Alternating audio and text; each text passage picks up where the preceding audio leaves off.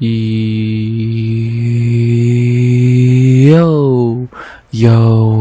RX back with another recap of UFC Vegas 93, Taira versus Perez.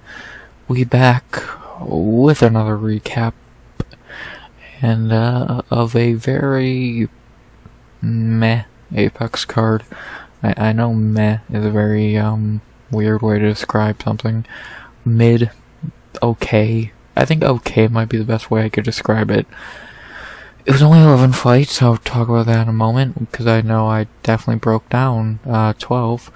But, yeah, it was a very okay card. It had some good on it, had some bad on it. I don't think the good outweighed the bad or vice versa. I think it kinda evened each other out, because the bad was bad and the good was good. So yeah, I think it's a very fine card. It's the best Apex card I've ever seen. No, it's not even the best Apex card I've seen this year. And I'll say the same thing for, is it the worst I've seen? No, it's not the worst one I've seen this year. It was a card.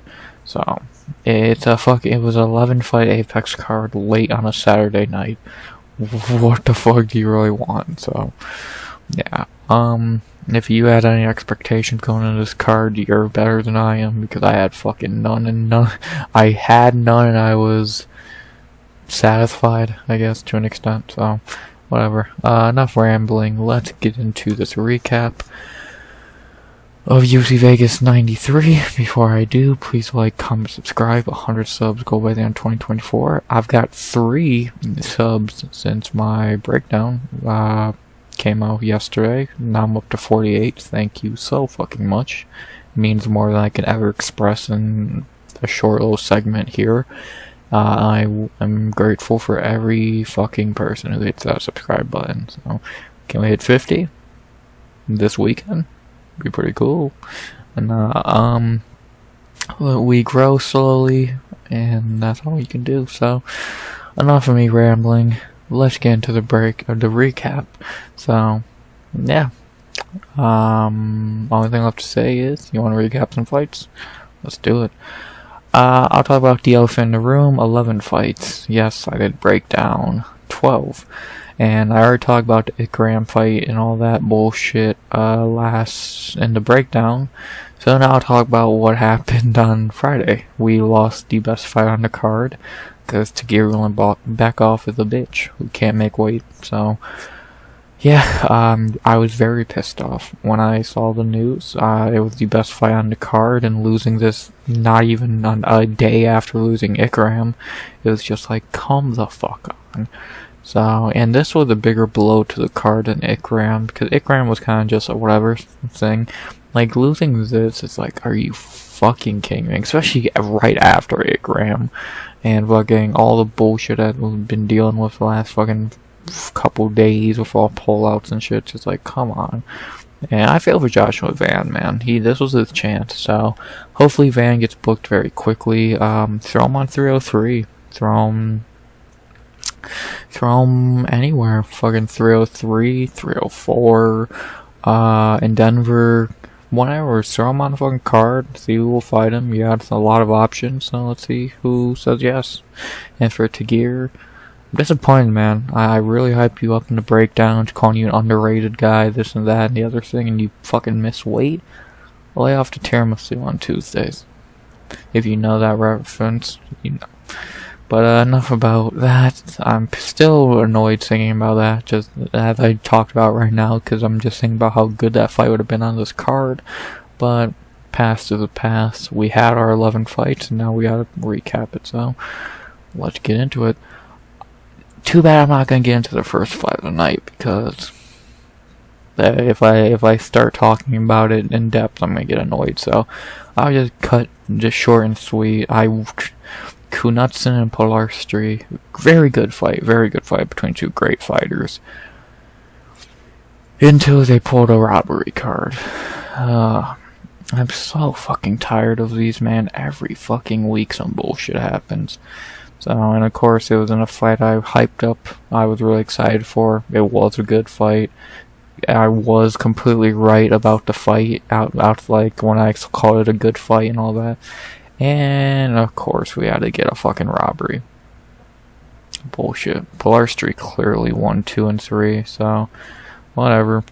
I'm not hating on Knutsson. Knutsson's a great fighter. It's just she did not win that fight, and Polastri did. So whatever. Good fight. Super pissed off even just thinking about it right now.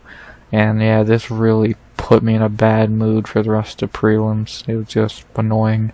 So yeah, I have justice for Polastri, bro. She got fucked over. To head into our second fight of the night in the featherweight division. For whatever reason, this swapped with Polastri for the main card for the card opener. I'll never know, but whatever.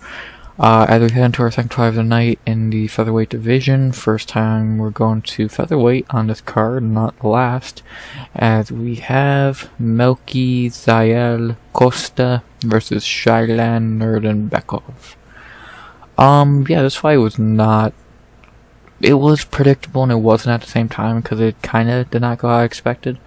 To look at the scorecards, I know this is not how I usually do it, but the UFC fucked up putting the Shayilan scorecard here and put the Knutsson scorecard again, which that's not what I'm looking for. So, and I know this fight didn't go to decision, but I'll still talk about this a little bit. In round 1, Shayilan kind of ragdolled Melky. He kind of just out-wrestled him. It looked pretty good. His gas tank did look pretty good. Round 2, much of the same. His gas tank looks good. Costa did come back a little bit in that round. Did some good work, but I still gave that round to Shayilan. I think he did a better work in round 2, but in a minute 50 that doesn't matter because in round 3, Costa gets on Shayilan's back. I'm trying to remember how. I think Shayilan shot a takedown. Melky like wrapped around to the back or some bullshit, and he locked in a rear naked choke and subbed Shayilan to get his first finish in the UFC, which I predicted a submission. Let's see, was that common? Haha, it was in the rare percentage. Yeah, Melky locked up the rear naked choke, got submission, got the W. Yeah, kind of what I predicted. I thought Costa would sub him in round 2 after Shayilan gassed, but Shayilan didn't really gas till the 3rd. And I don't know if Shayilan was really that tired. He was tired, but he wasn't like super gassed like we saw him against Steve Garcia. So, but either way, Melk did get that submission, so and get that win. Which, in hindsight, I guess he really didn't need to get to submission since everyone had it 1-1. I had it 2-0 Shayilan, and a lot of people did, but judges are fucking stupid.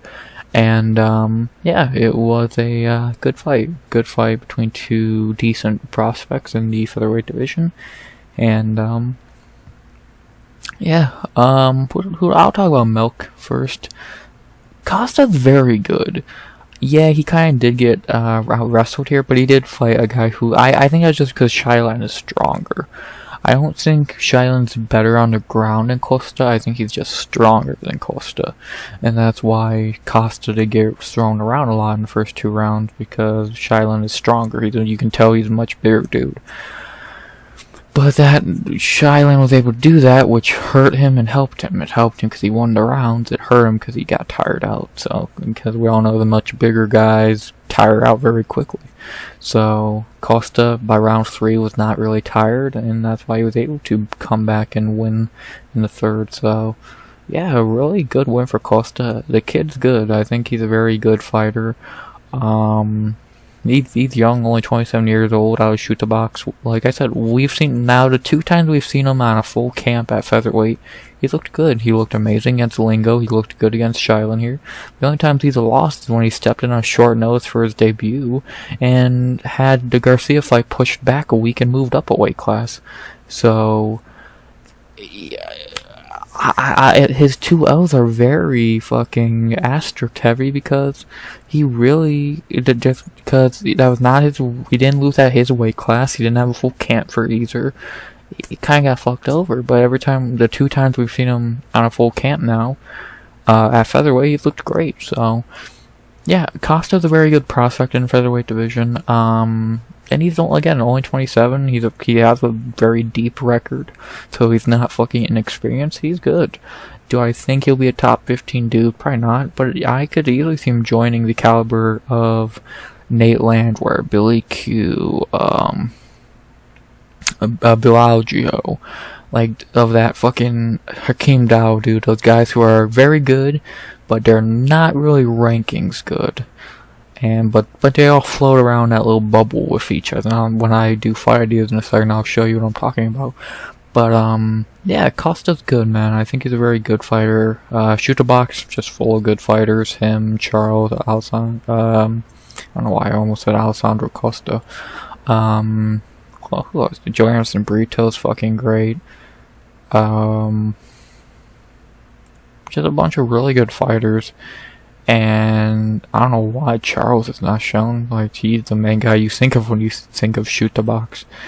But, whatever. Costa's good. He's getting better.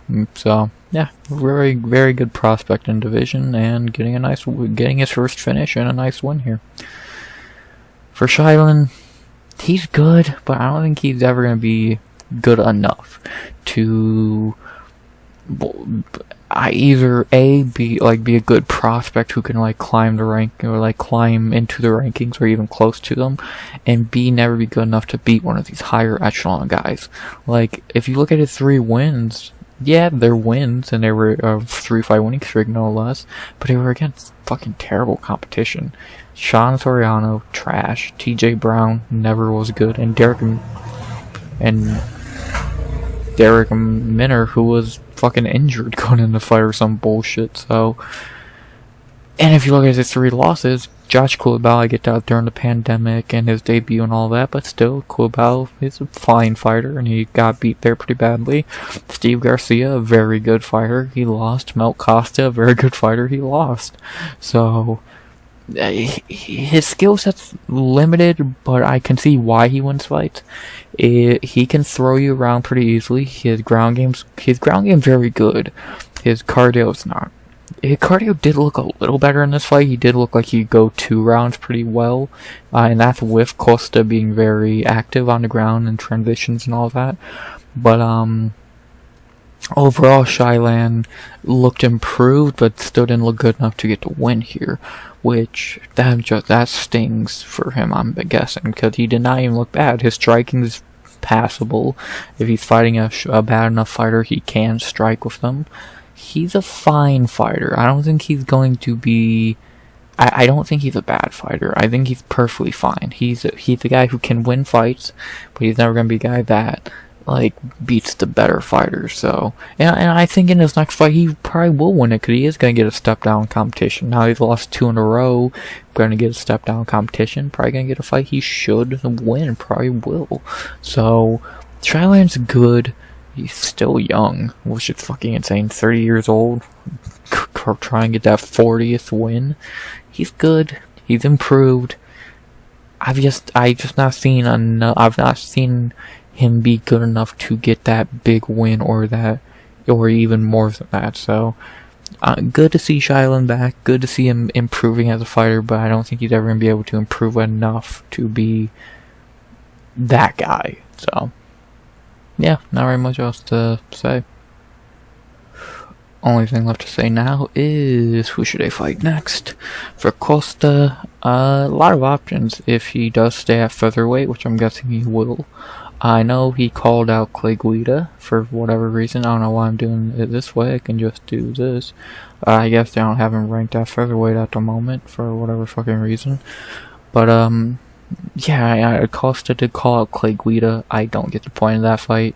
stay at featherweight instead of, like, if Costa's idea is go up and down from featherweight to lightweight, that's gonna be why you lose fights, because your body can't fucking consistently get a feel for what it's gonna feel like on fight day. If you keep going fucking up and down, it's like, dude, what the fuck, calm down.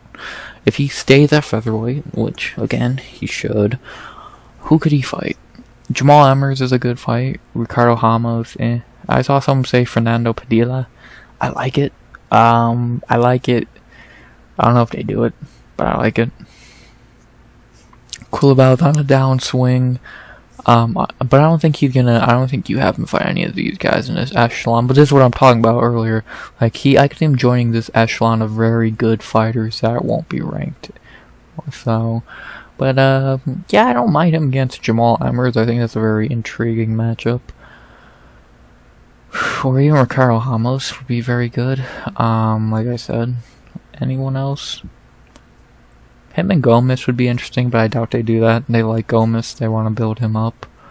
Gavin Tucker, right there. Definitely an option. Yeah, I think we're getting too low at this point. So, but yeah, I don't mind him and Jamal Emmers right now. That's definitely a fight that I saw and I'm like, okay, I don't hate that. Or again, a Josh Cuiabao wouldn't be terrible. Cuiabao or Emmers, I think it's a good fight for Costa, a veteran in a division. Guys he should beat, but definitely could give him a problem. At least Emmers, I think he beats Cuiabao pretty easily. But Emmers could definitely be an issue for him. But yeah, either one of those fights would be very good. Am I seeing a much better fight for Emmers? Because Emmers is... I like when Emmers fights the prospects, because he is kind of a prospect guy. So he could fight Shepe or Gomez. So yeah, Emmers or Cuiabao. I think I'm gonna go Cuiabao, but yeah, either one of those works. And for Shayilan, let's see, Gavin Tucker, again, for him that wouldn't be terrible. Julio Arce would be interesting.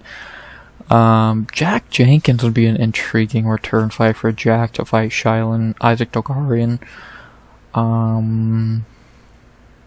Gabriel Miranda.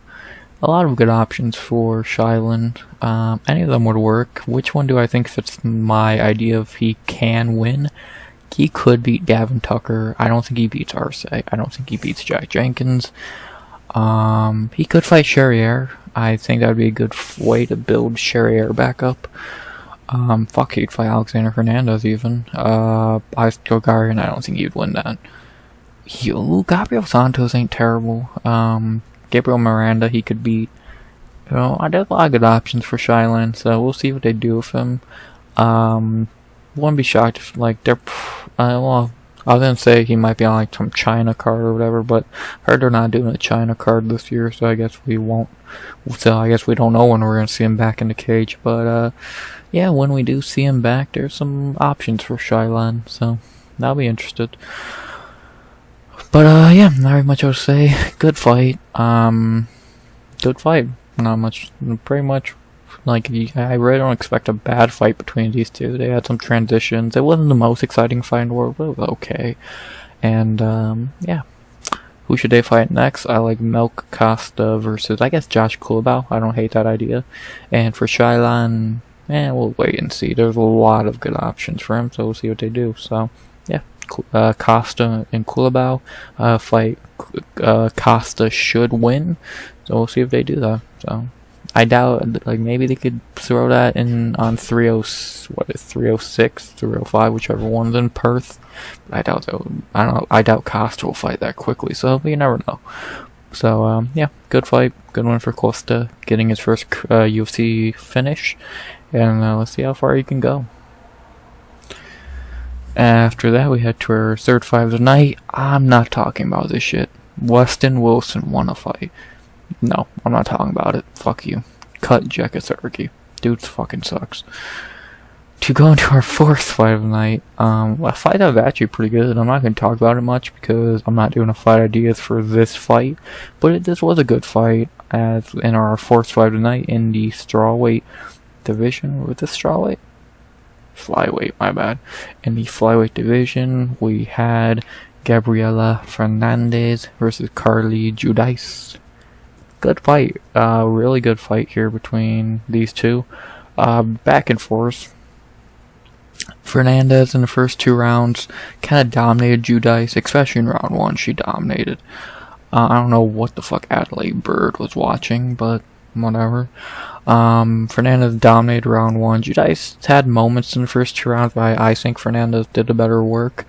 And then round 3, Judice really turned it on as Fernandes was really tired, and Judice won round 3. Too little too late. 2 judges got it right, and Gabriella Fernandes got her first UFC win. Very good fight, but after seeing Carli Judice's Contender Series fight, what else do you expect? Because she has a dog in her. She's not a good fighter. She's far from a good fighter. She has somehow negative fight IQ, but she definitely has that dog in her. She's gonna bite down her mouthpiece and go to war no matter who she's fighting. So yeah, she's good. Judice is entertaining, very entertaining. And then for Fernandes, she got her first UFC win. That's all I can say. She gets a ginormous step down in competition and she wins. So she did fight someone who didn't even try and take her down really, which is Judice being a fucking moron. But yeah, Fernandes looked fine. Her gas tank's questionable, but I think that's more because of how she fought. She fought really aggressive for no reason. So yeah, but she did get her first UFC win, which good for her, I guess. She won't be getting cut. Yeah, she got the W. So, not very much to say. It was a good fight. No fight idea, cause no.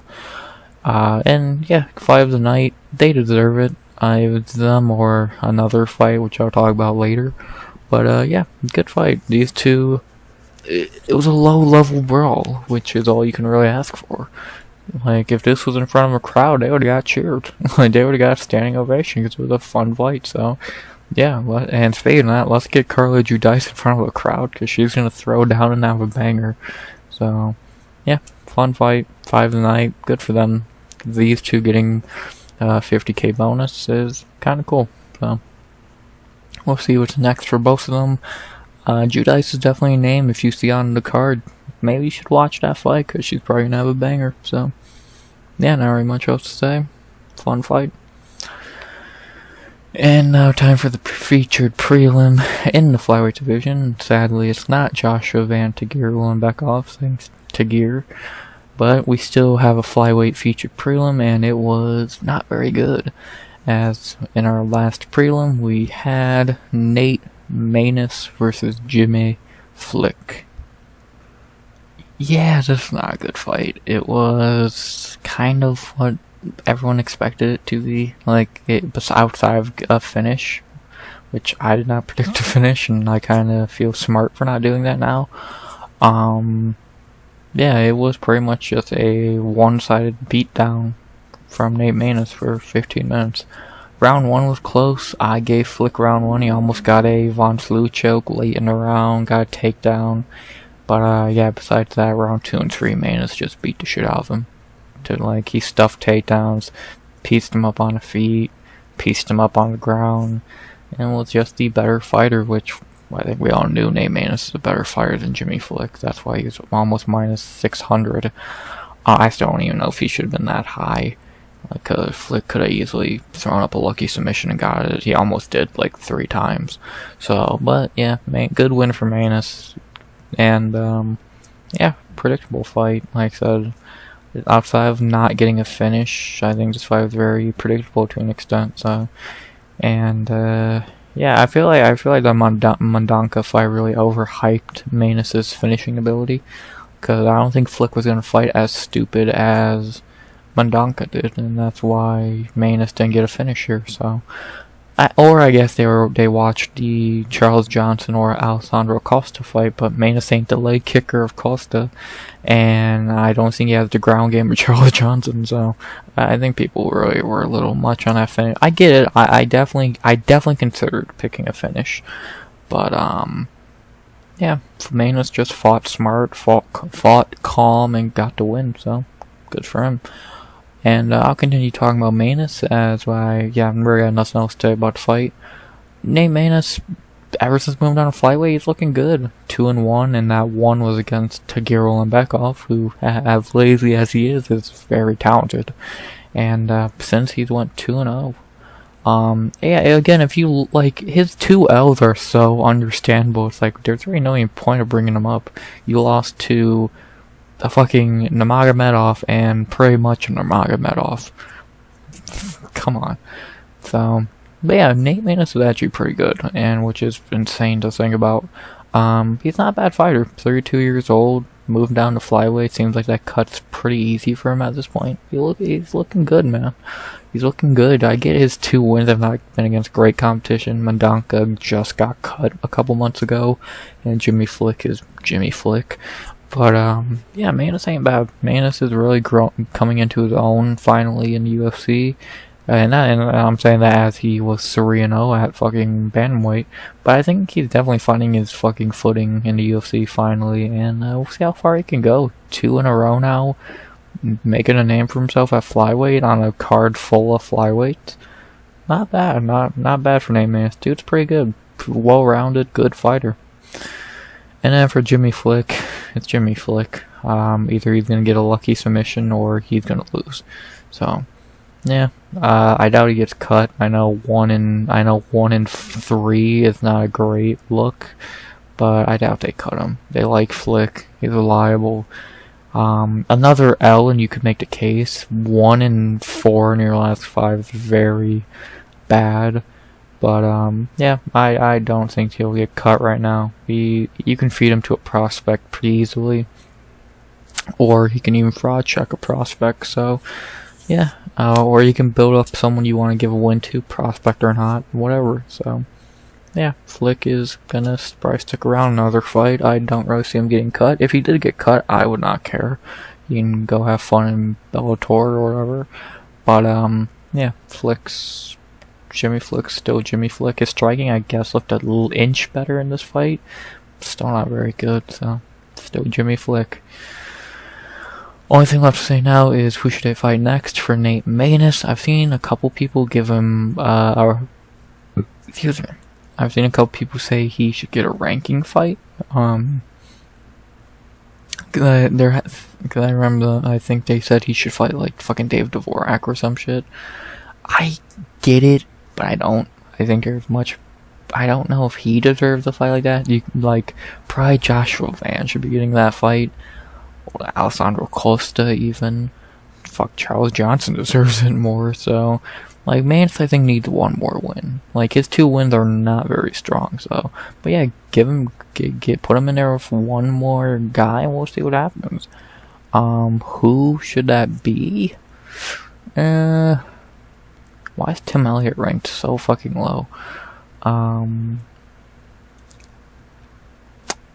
Him and Hung-Sung Park would be a little bit interesting, I guess. Jake Hadley, I guess, could work. Estevan could work. Even he could fight a guy like fucking Costa or Charles Johnson. I don't think either one of those fights would be very bad. So, there's a lot of options for him. So, I'm kind of intrigued to see who they give him. So, could they give him a rankings fight? Yes, they definitely could. But should they? It depends. Because, like I said, you got this guy who definitely deserves a fight like that. You got this guy who you could say deserves it more. You got this guy who you could say deserves it more. So, I don't know. There's a lot of options for Maness. Estevan works. Charles Johnson, I don't hate that idea. I think that's a very good idea, actually. Hung-Sung Park could be intriguing, but I don't know. You give Maness a little bit nicer of a fight than a fucking undefeated prospect. I like him and Charles Johnson the more I think about it. I think that's a very fun fight on paper. Yeah, I might say him and Charles Johnson. I think it's a very entertaining fight. Those two could have a real banger. So, yeah, I'll definitely. That might be in fight ideas tomorrow because I think it was a really good fight. So, I like it. I really like it. And then for Jimmy Flick, who cares? So, yeah, not really much else to say. Good win for Nate Maness. Two up now, 2 wins in a row, so, which some I did not think I would see Nate Maness on a 2-fight winning streak, but he proved me wrong in the past. Let's see how far he can go, so, yeah.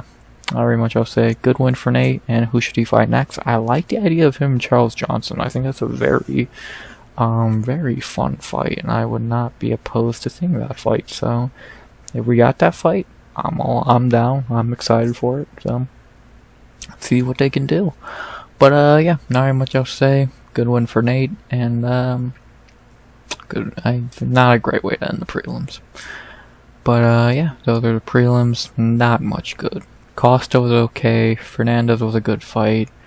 The rest, Christ, robbery, really, and boring. So, yeah, not very great. These two are good. Everything around it wasn't. But then the main card swooped in and kind of saved the day, because the main card really carried this card from being shit to being okay. It's not bad. So let's talk about it, as we have 6 more fights to break down. Recap. Damn it, I don't know why I keep saying breakdown. Recap. So, enough rambling about some shitty prelims. Let's get into the main card. That was English.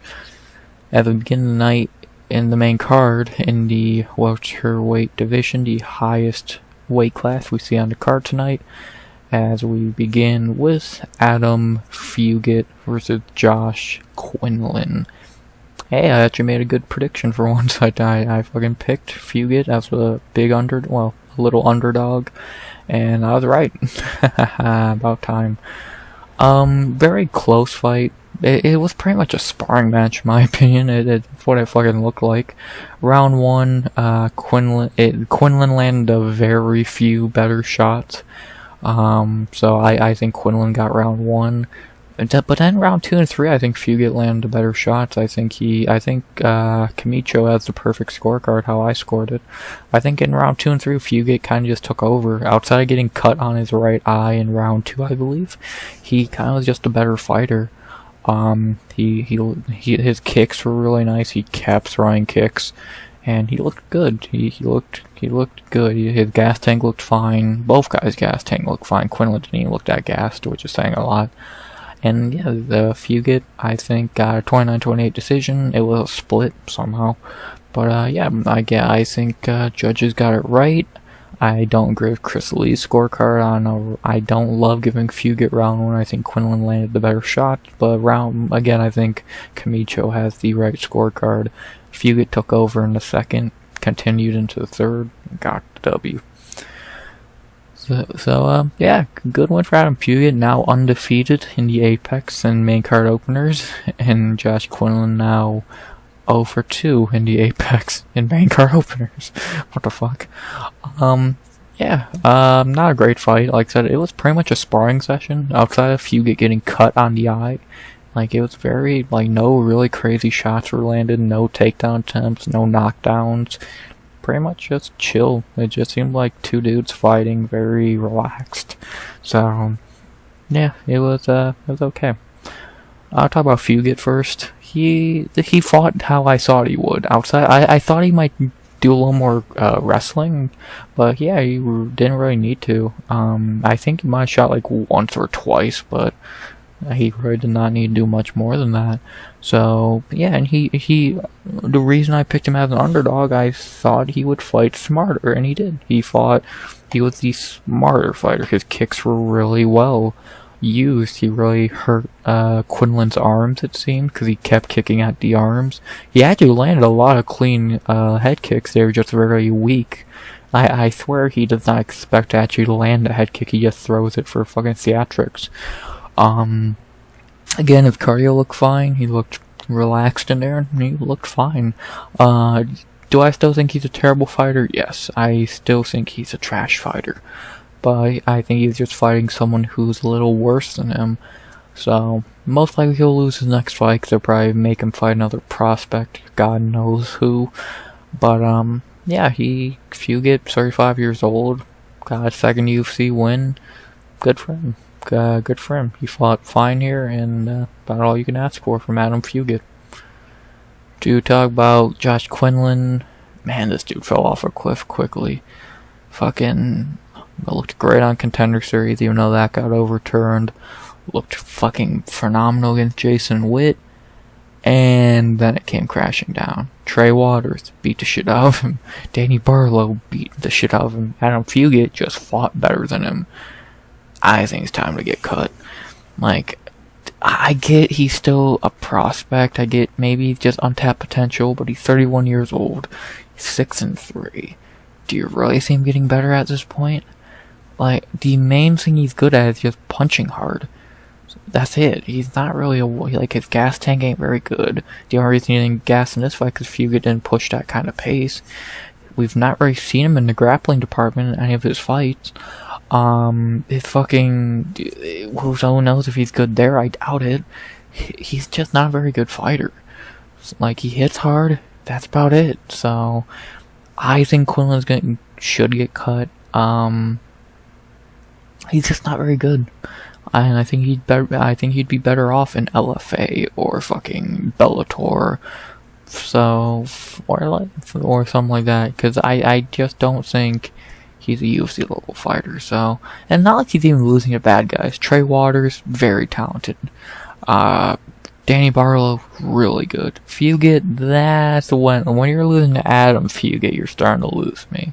So, could they give him another fight? Probably. Would he just lose it anyway? Probably. So, yeah, I say cut Quinlan. I really don't see the point in giving him another fight. You just lost to Adam Fugitt, and you're on a 3-fight losing streak. Yeah, see you, Quinlan. Jason Witt knockout was cool. About it. So, yeah, see you, bro. Not very much I'll say. No, I'm not giving Adam Fugitt a fight idea. You can go fuck yourself. And, yeah, not very much I'll say. Fine fight to begin the main card. Yeah, it's pretty much a sparring match, but whatever. I don't know why the UFC put this on the main card. What did they really expect? A Quinlan knockout? Come on. Yeah, not very much I'll say. Good one for Adam Fugitt. And, Quinlan, see you around, bro. That's all I gotta say for the main card opener. The judges did not fuck me for once. They actually gave the guy who I picked the close, quote, decision. So, I'm happy. After that, we head to our second fight of the main card in the flyweight division. Another fight that's kind of I guess maybe a little better than the fucking Fugitt fight, but not much better. Actually, I might take the Fugitt fight over this. In our second fight of the night, our main card, we had to flyweight 4, Asu Almabayev versus Jose Johnson. Not really a lot to speak of here. For 15 minutes, Asu pretty much held Jose down. Like, yeah, Jose did throw up a couple submissions, almost got, I think, 2 of them. But outside of that, he's kind of just outclassed here. On the ground. They didn't really strike a lot. But Asu did land like a spinning wheel kick or some shit, like to be in round 2. So, yeah, it's pretty much the fight we all expected it to be. Asu's just going to dominate Jose like he did, because Jose has no ground game. And that's exactly what happened. The only thing I'm a little surprised by is he didn't get a finish. He almost did, I think, like 2 times. But, yeah, I guess Jose just really couldn't get submitted. So, yeah, it's a super simple fight. Like, we all kind of predicted it. Like, everyone who picked, I don't watch many breakdowns, but I guarantee you anyone who broke this fight down just said the same thing. Asu's gonna get takedowns and either submit him or just win in general, so, and that's what he did, so, pretty predictable fight to predict. I'll talk about Asu first. Kid looked good. This kid's a very good prospect. Yeah, it wasn't his best performance again. He did almost get subbed a few times, but in the same breath, he did the best he could against a fucking giraffe. Like, he's fighting a literal weight bully. He's fighting a 6'1" a 6 foot tall flyweight. It's like, dude, what the fuck do you want him to do? Like, he's fighting someone who's fucking twice his size. So, and I don't know if Asu's 5'4", because he was not that fucking short compared to Jose. He looked more like a 5'6", but maybe I can't see. So, yeah, Asu's a very good prospect. Now 3 wins in the UFC. We'll see what they do with him. You can give him a ranked fight, you can give him one more unranked fight. Got a lot of options. I'm intrigued. I think he's very good, and we'll see what they do with him, man. Asu, Almabayev, a very interesting prospect. As I said in the breakdown, they lost Bekzat to that Charles Johnson fight. They have Shavkat to be hype about. They got Marina Akapova coming back in a month, but she's probably going to lose and get cut anyway. So they don't got a lot to cheer for, but they got Asu and they got Shavkat in Kazakhstan, so we'll see if Asu can follow in Shavkat's footsteps. And for Jose Johnson, I respect that he made the weight. I'll give him that much, but dude, you're a fucking weight bully. Go to bantamweight. You're not a fucking you're barely a bantamweight. You're 6 foot tall. Eat a fucking sandwich and go to featherweight. God damn. He's not even a bad fighter. That's the annoying thing. Like, at bantamweight, I think he could win some fights. He's not a bad fighter. He's just a fucking trying to do too much now. Like, instead of cutting weight and going to flyweight, maybe practice your ground game. Like, he could stay at bantamweight, practice your ground game. He actually could be a pretty decent fighter. But he's trying to fucking do this super weight cut that, like, I get on paper, it sounds like it should work. The 6 foot flyweight? Oh, how could you lose? But you have no takedown defense. Because you wasted all camp trying to cut fucking weight. So, just go to bantamweight, maybe even featherweight, eat a couple fucking sandwiches, and fucking don't stop being a weight bully. I know you're gonna fucking fight at flyweight again, but still, like, it's just it's weird, dude. It's fucking weird. Like, this weight bully shit's just getting out of hand at this point. We're gonna see this fucking 7 foot flyweight sooner than later. So, just annoying. But the only thing left to say now is who should I fight next for Asu Almabayev. You got a couple options. I get why people are saying he should get a ranked fight. That I kind of can agree with more than Nate Maness. Who he could fight David Dvorak. I'm seeing a couple people throw out a Matt Schnell. I don't hate that idea. Tagir. Yeah, I don't hate it. I don't hate it. Anyone unranked he could fight? Not really. Like, I think the main monkey wrenches into this plan are, what do you do with Costa and Van? With Van, he could fight, you could have him fight like Nicolau or Elliott. Costa could fight maybe Dvorak, and you could have Asu fight Tagir. Yeah, I don't hate it. Yeah, you know what? I really don't hate the idea. Asu versus Tagir. Yeah, Van can go fight, like I said. Yeah, I like that idea. So you could have Joshua Van fight Nicolau or Tim Elliott. You could have Alessandro Costa fight David Dvorak, and you could have Tagir fight fucking Asu, and you have Nate Maness fight Charles Johnson. A winner of that gets a ranking fight. I like it. I like that a lot. I think that's a good game plan. You could mix and match. You'd have Maness fight Asu. Johnson could fight Dvorak, and Van could fight fucking Elliott or some bullshit like that. And I think that works as well. But I like the idea of Asu and Tagir. Yeah, or you could rebook Van and Tagir. You could have Asu fight Schnell. Like, Schnell is also an option right fucking there, so a lot of options. We'll see what they do. Or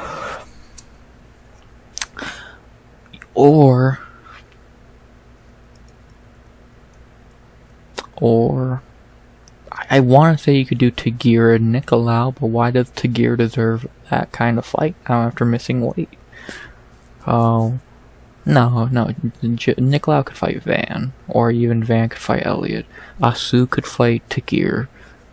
I know that leaves Matt Schnell without a fight, but who gives a flying McFuck? Or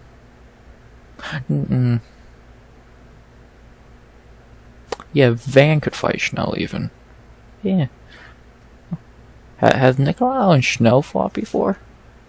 If Nicolau and Schnell haven't fought, you could do that fight. But I swear they did fight. Yeah, he got knocked the fuck out. I don't know. I'll think about it more tomorrow, but right now I'll say I sue Almabayev versus Taira and back off. I don't hate that idea, but again, I'm gonna really have to think on it. Flyweights are really good right now, and a lot of guys are unbooked, so if we would've got Van and Taira tonight, this would've been a lot easier, but now you gotta fucking think about this, and this, so I'll say Asu and Taira right now, but I might not stick to that idea, so we'll see what happens. But yeah, not very much else to say. No idea for Jose Johnson, because I don't even think he should be at flyweight, so yeah. But good win for Asu. Probably going to get a ranking fight in his next fight, which I think he deserves it. He's very good, 3 in a row now, and he's really looked flawless in all of his fights. Like, outside of this fight, but again, he's fighting a fucking giraffe, so what do you want him to do? So, yeah. But, good win for Asu. 3-0 now in UFC, and I'll see what he does next. I would be down to see him fight Taira and Bekov, but, there are a lot of other options for him. Schnell, Dvorak. We'll see what they do. After that, we head to our third fight of the main card, my favorite fight of the card, and in my opinion, the fight of the night. But you know, I'm at least happy this got a performance bonus. In our third fight of the night in the bantamweight division, we had a fucking banger between Brady Hiestand versus Garrett Armfield. What a fucking fight this was. A fucking banger of bangers. In round 1, Hiestand was throwing Armfield around, almost got a submission, almost got submitted. But Hiestand definitely did do the better work in round 1, and he got the round.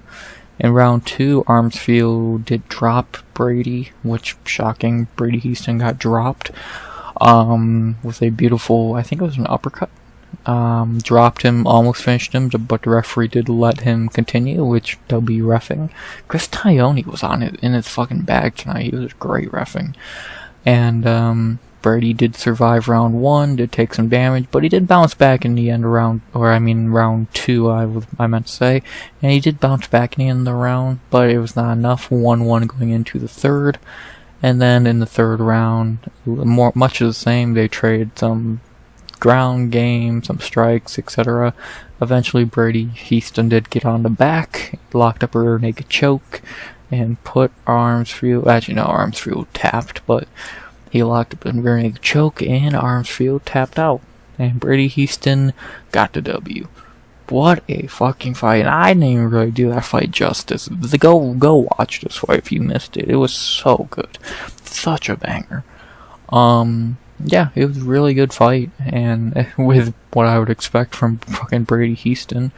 And yeah, this was my opinion of the fight of the night, but I am happy Hiestand got a performance bonus, because he bare minimum deserved that, but I think Armstrong deserved the fight of the night, but whatever. Very good fight. And I'll talk about Brady Hiestand first.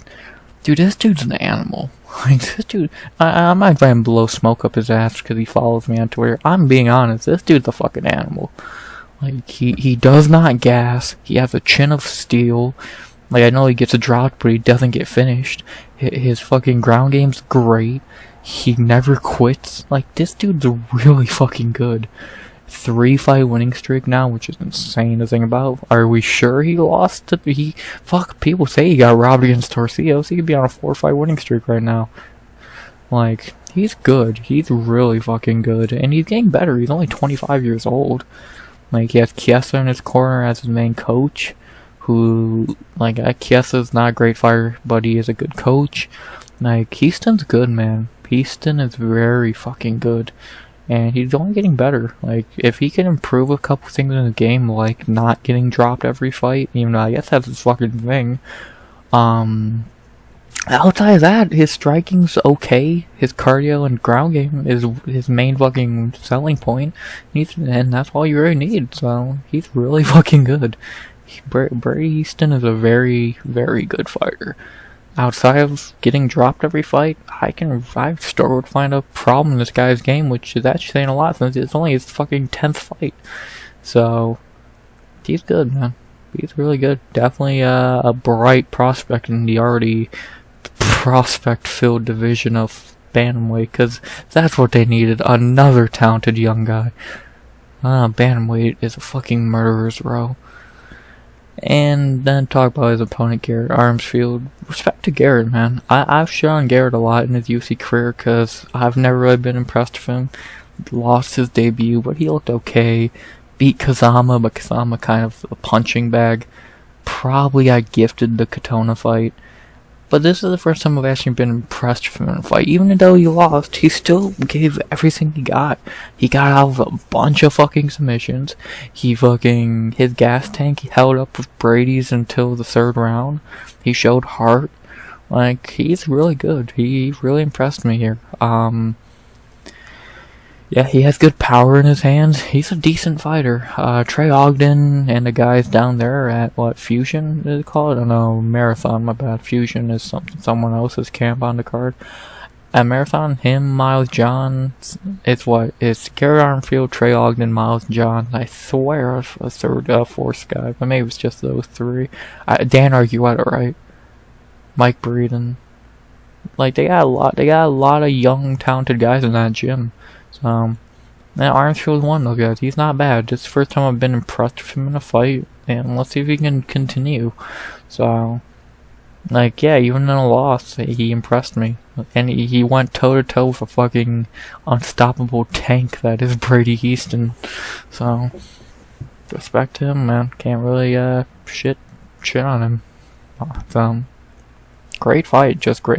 Like I said, I feel like he deserved a fucking, fight of the night bonus, but at least Hiestand got his bonus. So yeah, only thing left to say now is who should they fight next for Brady Hiestand on a 3-fight winning streak, which is again insane to fucking think about.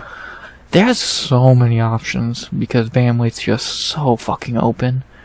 Him and Cameron Simon would be intriguing. Rebooking him and Damon Blackshear would be cool. Altung Lee would be intriguing. I don't know if he should be fighting Stamen, Castaneda, all those guys yet, but like I said, Simon, Altung Lee, if Sergey Morozov ever comes back to life, Damon Blackshear would be really cool. Who else? That's about who I'm seeing. So those few options are very fucking good. So yeah, either Damon, Simon, or Altung Lee. I think those are good options. I don't know if they're gonna do the Simon fight. I brought Simon up last week with Raul Rosas. I think they're probably gonna give Simon an easier fight because I don't think they want him taking another L. So that leaves Altung and Damon. I don't hate him and Damon Blackshear. They booked it in the past. They could book it again here. So, I'm down to see this fight. I think this would be a very good fight. And I think it's even better doing it now than a year ago.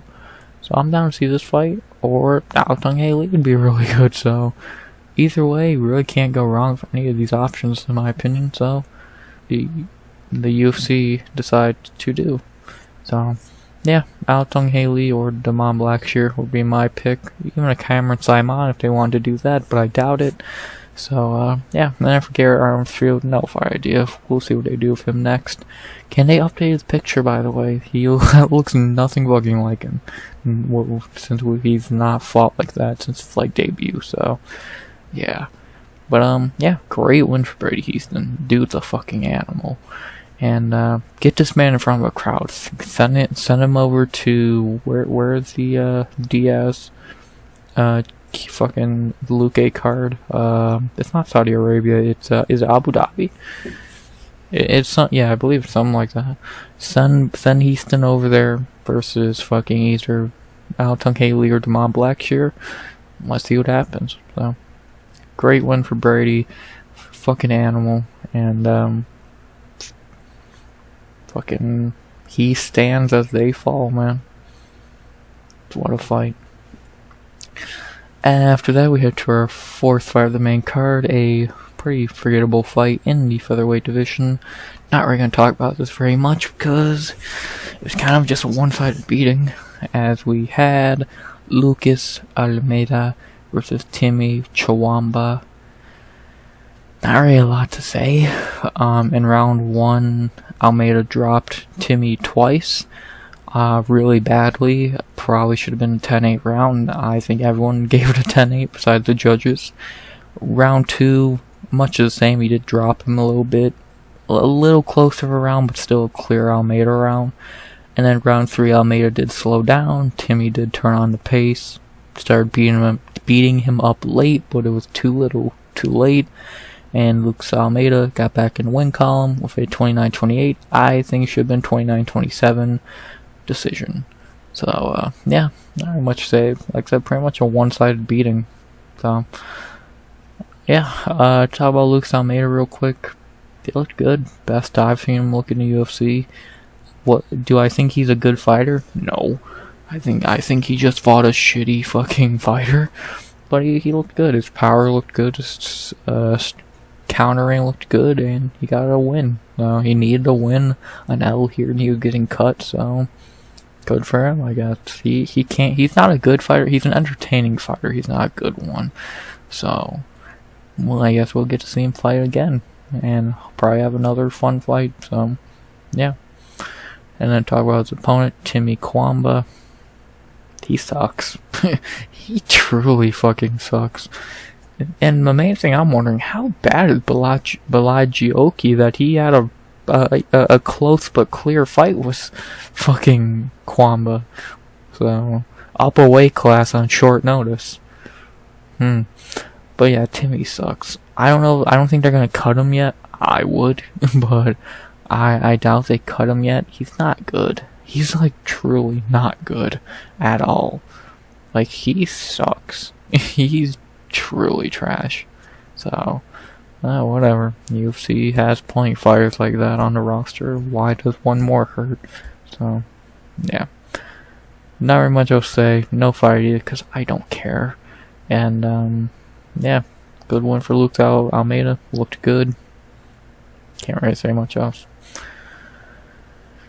Now on to our co-main event, our new co-main event of the evening. Since we lost Ikram Alishgarov, this got moved up, and I think these two delivered on short notice co-main duty, as we head back to bantamweight for a very good fight between Miles Johns versus Douglas Silva de Andrade. What a really good fight, as predicted. Like, when you put two very good fighters like this in the cage, what do you really expect? These two went to war for 15 minutes. In round 1 and 2, it's kind of the same thing. Johns was just landing the better shots. Andrade had a couple moments, but mainly Miles Johns was just able to land the better shots. Hurt Andrade, and then in round 3, Andrade did bounce back a bit. He hurt Johns late, landed some good shots. I gave Andrade round 3, but too little too late. Miles Johns got the W in a very fun fight where these two kind of just threw heat for 15 minutes. It's actually amazing no one got KO'd, because again, they really don't know what a jab is, or a fucking feeler, or a feint. They just throw out fucking heat for 15 fucking minutes, and it was great. It was really entertaining. Very fun fight. Like I said, I would expect nothing less between these two, because these two are very good. I think these two are very underrated. I'm happy they got a co-main spot, and I think they're very good. So, yeah, not very much else to say. I'll talk about Miles Johns first. He's good. He's really coming into his own now. 4 wins in a row. He's, like, this dude's good. Like, when he's fighting at his best, he's very talented. Like, and this is definitely the best one he's had in a minute. Best one of his career. Like, his next closest is Dan Argueta, and that's like a pretty decently sized step down. So it's good to see Miles Johns finally get that, like, really big win that he needed, and now he's on a 4-fight winning streak, so we'll see how far he can carry this. and he's still young, 30 years old, really coming into his own now at Fortis MMA, a very high-profile gym. Let's see if he can continue this fucking streak going, man. He's good. He's good. I don't know if he can be a top 15 dude, mainly just because bantamweight is so fucking stacked in that area of top 15, right outside of it, that I don't know if he can be the best fighter in that group and be ranked, but guess we're gonna wait and see. So, yeah, Miles Johns, man. Very fucking good. And then to talk about his opponent, Douglas Silva de Andrade. Old man can still bang with the best of them, bro. Like, he can still go to war with the best of them. Did he look a little old in this fight? I guess a little bit. But he still fucking went in there and scrapped with a fucking guy who's 8 years younger and way faster, so... And Johns respected Douglas. He definitely did not just go right at him. He knew if Douglas hit him clean, he was gonna go down, and that's why Johns did fight smart to an extent, so... The 38-year-old man, who for some reason shaved his head and looked really weird, looked good. He still got it, man. Fucking, he's about to turn 40 in a week, or I mean 39 in a week. So, yeah, let's hope we can see him fight a couple more times, a little more consistently before he hangs up the gloves. I'm guessing he'll probably retire within the next couple fights. And let's see if we can get him to fight again within maybe in 2024. So, he's good though. Douglas Silva, definitely one of the more underrated guys for a minute. Hopefully this got his name on the map a little more. Only thing left to say now is who should they fight next? For Miles Johns, now on a 4-fight winning streak. You got a lot of fucking names at your disposal. A lot of names. Taylor Lapilus would be intriguing. I don't know if they do that though. Who did I say Lapilus should even fight? Was it Hironi Barcelos? I really do like that fight. Miles could fight Eamon Zahabi. I don't hate that. Who did I say? Damn, Marcos should fight Chris Gutierrez. So let me take off a couple names. Yana should fight Munoz. Gutierrez should fight Marcos. Garbrandt should fight Davy Grant. Barcelos should fight Lapilus. So that takes away all those names in my matchmaking is what I'm doing here. That leaves Castaneda. He already fought him. Farid, I doubt it. Javid, maybe. He just beat Douglas. Victor Henry, kind of seems like a step backwards. Monto Jackson, I don't hate that matchmaking. I don't hate Miles Johns versus Monto Jackson. I think that's a very intriguing matchup. Monto, very talented fighter. He just had his fight canceled with Farid, I believe, or Javid, whichever one. And which was meant to happen next week, funny enough. So fucking give Miles Johns 2 months to heal up. He would do Miles and Montel. I like that fight. Outside that, maybe you could fight Saeed Nurmagomedov. Not seeing much else besides that. Again, Eamon, maybe, either Basra Boy. I like that Monto Jackson fight. I think that's a fight between two guys who have kind of went under the radar in the division. They do fight kind of consistently, so I'm down to see it. Monto Jackson, Miles Johns, unless they're fucking training partners, which I doubt. Yeah, I'm down. Let's do it. Miles Johns and Monto Jackson.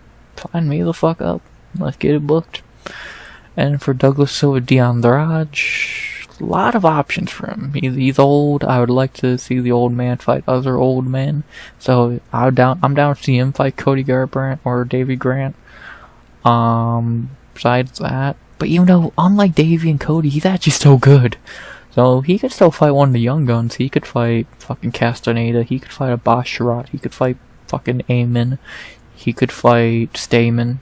Actually, him and Stamen. No, he just fought Stamen. Dumbass. Ronnie should fight Raul. I think that's too perfect. He could fight Marcus McGee. That would be fun. They got a lot of options for Douglas. So I guess we'll just wait and see what they do with him. Like, I'm down to see him fight a Davy Grant or Cody Garbrandt, fight one of the older guys in the division like himself. Well, Cody Garbrandt's not even old, but still. But if they don't want to do that, then he can still hang with the young guys, so we'll see what they do with him. So, hopefully we see Douglas fight again this year. Unlikely, but we can hope. So, yeah, not very much else to say. Besides, good fight, and who should they fight next? Right now, I really do like the idea of Miles Johns versus Montel Jackson. That sounds like a banger. And for Douglas Silva de Andrade, there's 100 options. So, we'll see what they do with him.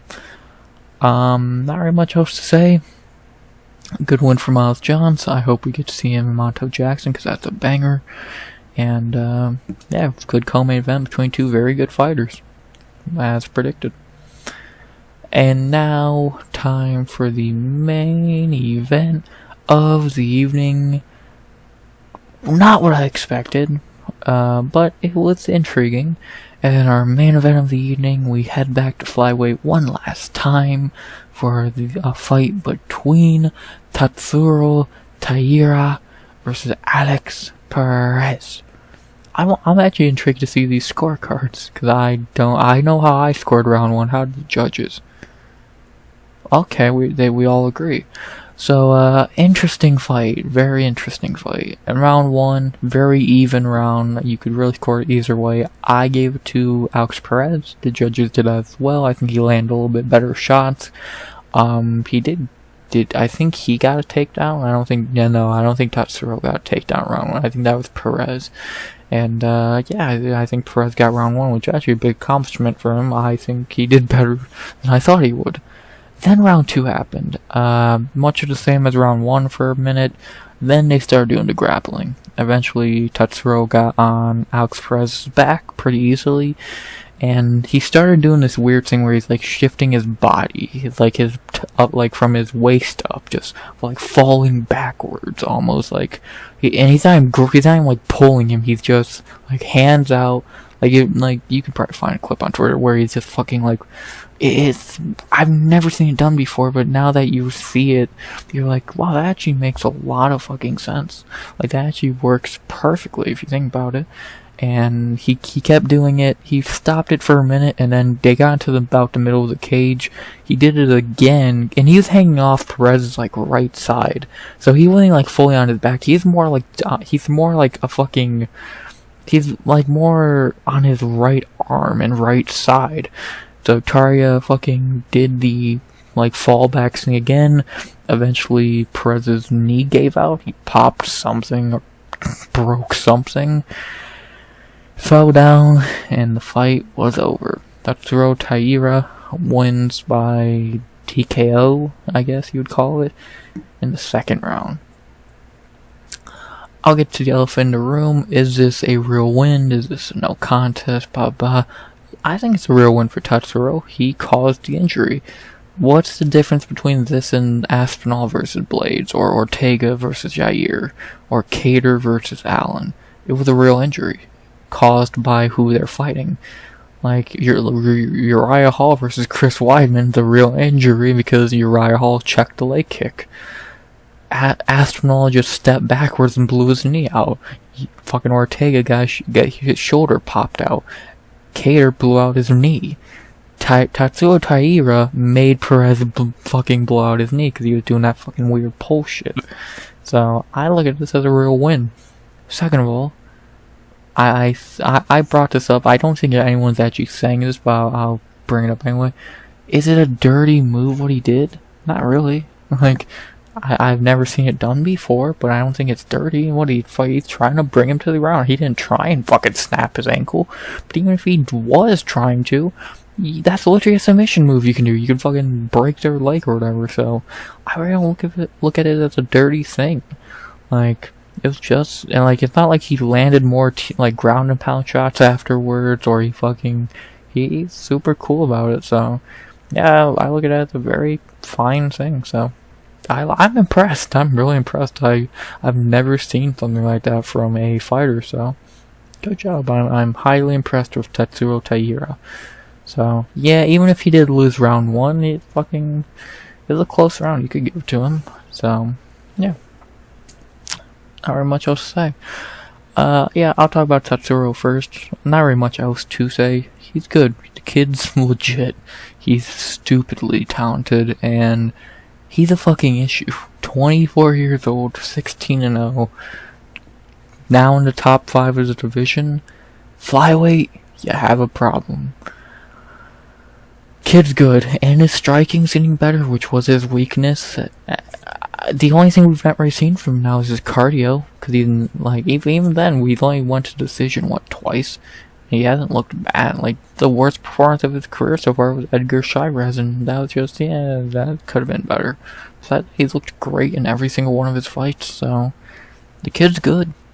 Tatsuro Taira, named to learn and remember ASAP, because sooner than later he'll probably be having a belt around his waist. So the kid's good. Kid's very good. And then for Alex Perez, not really much to say. He blew out his fucking knee or whatever. He's gonna be out for some time. I don't know. I'm gonna be respectful, not say anything stupid. It sucks to see an injury to that extent, but yeah, what can you do, man? What can you do? Only thing left to say now is, who should they fight next? And I think this is the most interesting one. Obviously main event, obviously gonna be a big fight idea. What do you do with Tatsuro Taira? I think you have 2 options.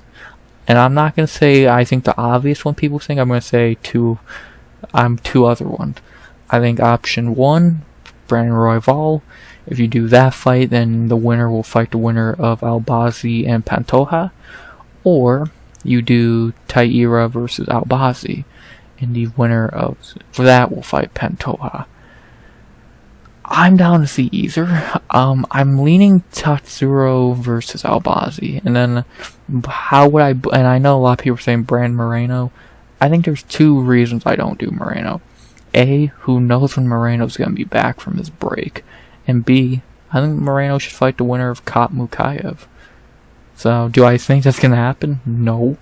But just hypothetically, what I would do would be the winner of Mukayev Kop versus Brand Moreno. So, yeah. And then I know if you do that, that leaves this guy without a fight, because let's just hypothetically say what I would do happens.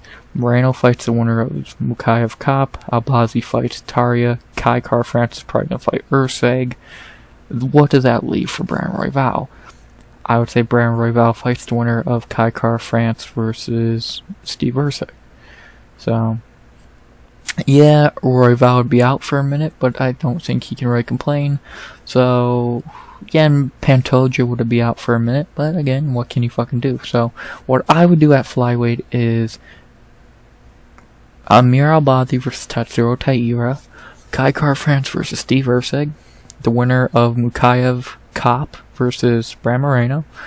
Brand Royval fights the winner of Kai Car France Steve Urseg, and Pantoja fights the winner of Taira Albazi.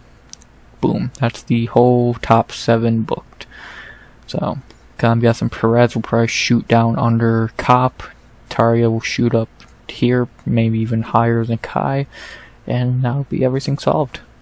I'm not going to give Alex Perez a fight idea. Who knows how long he's going to be out for? Probably a minute, because that injury did look pretty bad. So when he comes back, we'll see what they give him. A lot of options, even though he's fought everyone at this point. But yeah, we'll see what they do with him when he heals up. We probably won't see him again this year, because again, that looked like a bad injury. So, but yeah, I would do Tatsuro Taira versus Amir Albazi. That's a mouth-watering fight, because goddamn is that a great fight. 2 borderline undefeated dudes. Sign me the fuck up. Do I think the UFC's gonna do that? No. But I'm gonna fucking pray they do, because that'd be fucking amazing. That's the first Tatsuro Taira fight where I'm like, ooh, well, I gotta actually think about this a little bit. So, and I know everyone thinks Albazi sucks or some shit, but I think he's good. So, let's do it. Tatsuro Taira versus Amir Albazi. Sign me up. So, not very much else to say. Good main event. Good run for Taira. Let's see what they do with him. Either Raw Dog or Albazi. Who's getting beat next by Tatsuro Taira? Boom. That's the recap. To go over how I did on picks, I got 8 right. Don't mind that 7. I don't count robberies. The 3 I got wrong.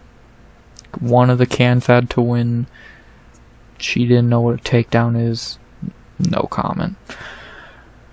So, yeah, fucking 8 of 11. I'm not upset about that on a card full of shit fighters. There's a lot of fights that I could have got wrong. So I'm happy. I'm very happy about that. The bonuses for the night were performance bonuses to Hiestand and Tatsuro, 5 the night to Judice, Fernandes. Yeah, that's probably what I would do. I don't think, like, the only person who I think got robbed of a bonus was probably Garrett Armfield, because he probably deserved a 5 the night bonus. But yeah, really, who else would you give a bonus to? Fucking Costa? No. So, yeah, bonuses, hard to disagree, good for all of them, and, yeah. All I'm left to say is, if you missed a card, what should you rewatch?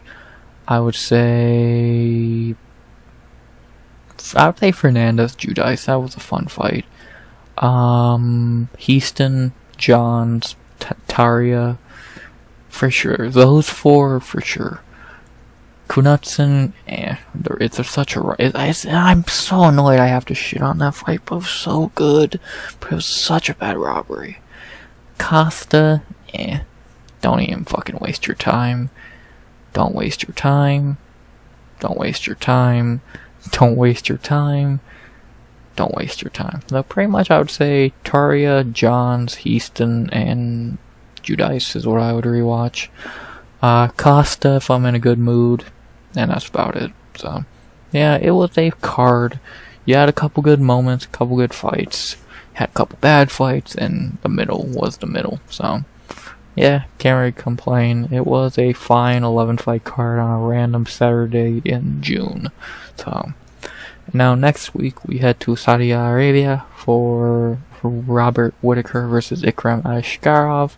Very good card. Johnny Walker, fucking Kelvin Gastelum, Sergey Pavlovich, Charbullet Magomedov, Renat Faraknadinov, and Nicholas Dalby. Very solid card, very solid card. Even losing Hamza Chimaev. It's a very solid card over there in Saudi Arabia. It's going to be an early card as well. That should be interesting. You hear me break down that card Friday 1 p.m. EST like always. And yeah, unless I'm forgetting to say something, which I don't think I am, I hope you enjoyed the video. Please like, comment, subscribe. 100 subs go by the end of 2024. Trying to think if I forgot to say anything. No, I don't think I did. So, with that being said, as always, RX out. Good vibes only and always.